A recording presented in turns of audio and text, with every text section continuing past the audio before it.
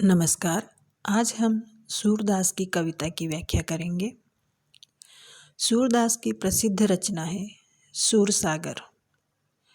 सूरसागर में सूरदास ने सुंदर पदों की रचना की है। कृष्ण को लेकर, कृष्ण भक्ति को लेकर, कृष्ण लीलाओं को लेकर के इन पदों की रचना हुई है। जो प्रस्तुत पद है, उधो आँखियाँ अति अनुरागी। यह गोपियों का कथन है उद्धव के प्रति। कृष्ण का जन्म देवकी और वासुदेव के यहाँ मथुरा में हुआ था। फिर उनका पालन पोषण नंद और यशोदा ने गोकुल में किया। कृष्ण गोकुल में रहे, वहाँ उनका बचपन बीता। वहाँ वे ग्वाल बालों के साथ में खेले, लीलाएं की, गोपियों के साथ में रास लीला की और फिर वे वापस मथुरा चले आए। मथुरा आने के बाद में गोपियाँ श्री कृष्ण के विरह में, उनके वियोग में, कृष्ण के चले जाने से दुखी रहने लगी। कृष्ण ने अपने मित्र, जिनका नाम उद्धव था, बहुत ज्ञानी पुरुष थे उद्धव, तो कृष्ण ने अपने मित्र उद्धव को गोपियों को समझाने के लिए उनके पास भेजा।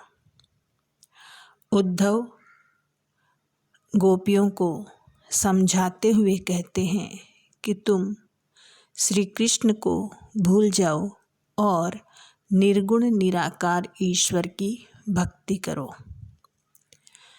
गोपियाँ उद्धव की ये बात मानने को तैयार नहीं होती और तरह तरह से अपनी विरह वेदना को, अपनी विरह पीड़ा को व्यक्त करती है।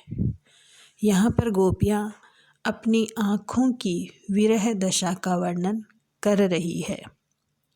गोपियाँ कहती है उधो, उद्धव के लिए है, उधो आँखियाँ अति अनुरागी, इकटक मग जोवती अरु रोवती, भूले हूँ पलक न लागी।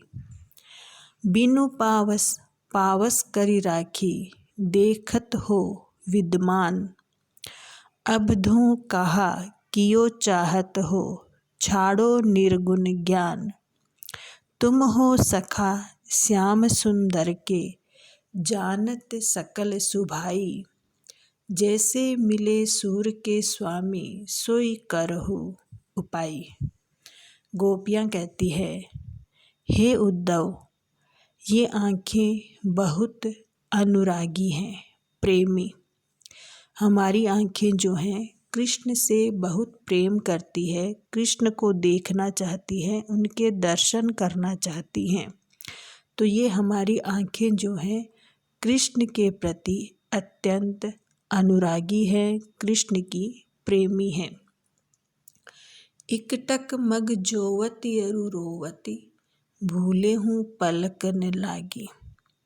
ये एक टक उस मार्ग को जोहती रहती है, जोहती देखते रहना।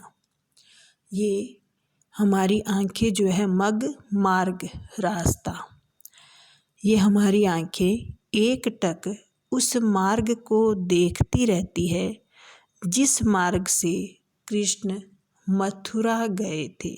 जिस रास्ते पे चलकर श्री कृष्ण मथुरा गए थे, हमारी आँखें उस मार्ग को एक टक देखती रहती है और रोती रहती है। भूले हूँ पलक न लागी, और भूल कर भी पलक नहीं झपकाती है, लगातार एक टक उसी रास्ते को देखती रहती है। बिनु पावस पावस करी राखी, देखत हो विद्यमान। पावस वर्षा ऋतु को कहते हैं कि बिना वर्षा ऋतु के ही हमारी इन आँखों ने वर्षा ऋतु ला रखी है। इन आँखों में तो बिना वर्षा ऋतु के ही वर्षा ऋतु आई रहती है। कैसे आई रहती है क्योंकि इन आँखों से श्री कृष्ण के विरह में, वियोग में हमेशा ही अश्रुधारा बहती रहती है, आंसू निकलते रहते हैं।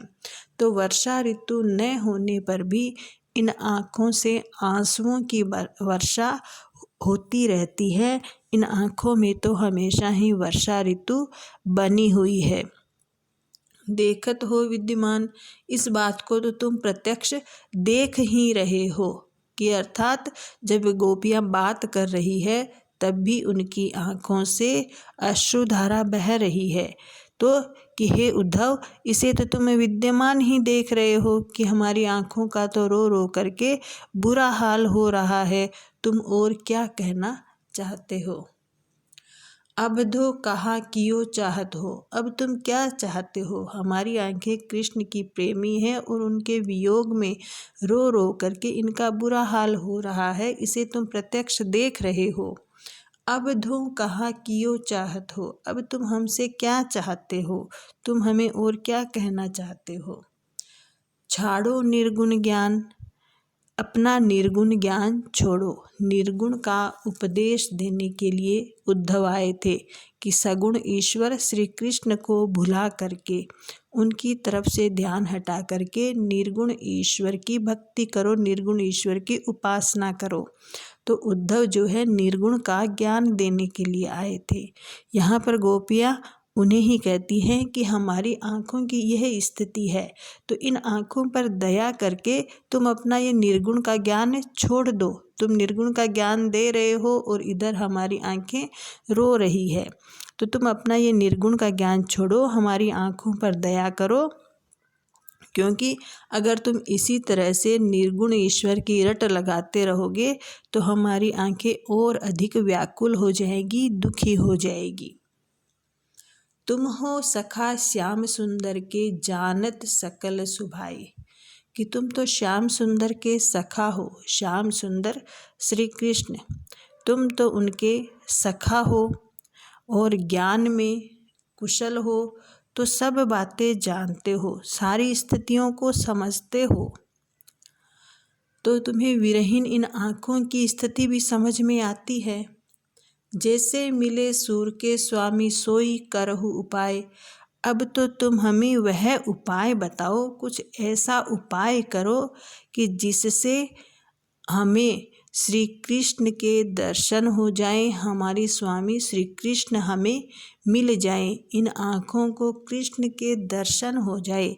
ऐसा कोई उपाय बताओ। जो ये निर्गुण का ज्ञान तुम हमें दे रहे हो, इसको तो छोड़ो, इसको तो भूल जाओ, और तुम जब सारी चीज़ों को जानते हो, समझते हो, ज्ञानी हो, तो हमें ऐसा ज्ञान दो, हमें ऐसा उपाय बताओ कि जिससे स्वामी श्री कृष्ण से भेंट हो जाए, उनके दर्शन हो जाए, उनसे मिलन हो जाए।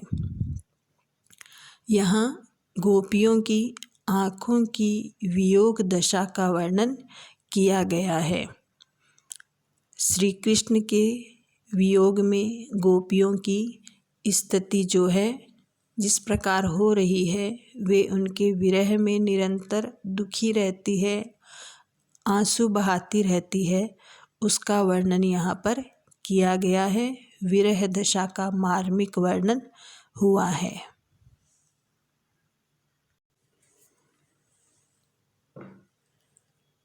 सूरदास की यह जो रचना है जिसका नाम सूर सागर बताया है, इसमें अलग अलग भाग हैं।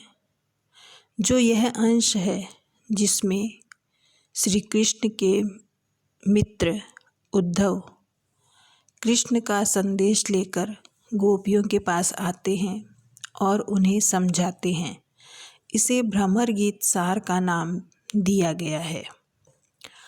भ्रमर गीत सार क्यों कहा जाता है कि जब उद्धव गोपियों को निर्गुण का उपदेश दे रहे थे, उसी समय कोई भ्रमर आकर, भंवरा आकर वहाँ पर मंडराने लगा।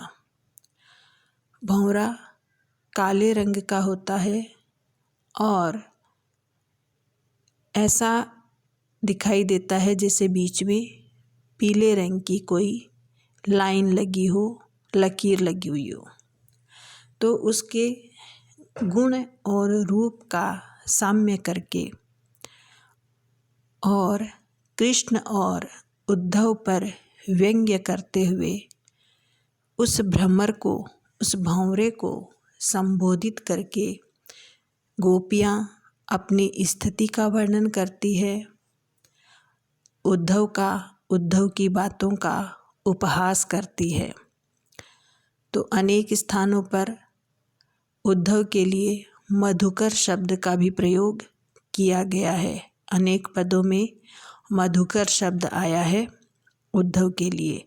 तो मधुकर भंवरे को ही, भ्रमर को ही कहा जाता है। और यह जो अंश है जिसमें उद्धव का गोपियों के प्रति संदेश है और गोपियों का उलाहना है, व्यंग्य है, उपहास है, अपनी विरह दशा का यह वर्णन है, यह सारा भ्रमर गीत सार के अंतर्गत आता है।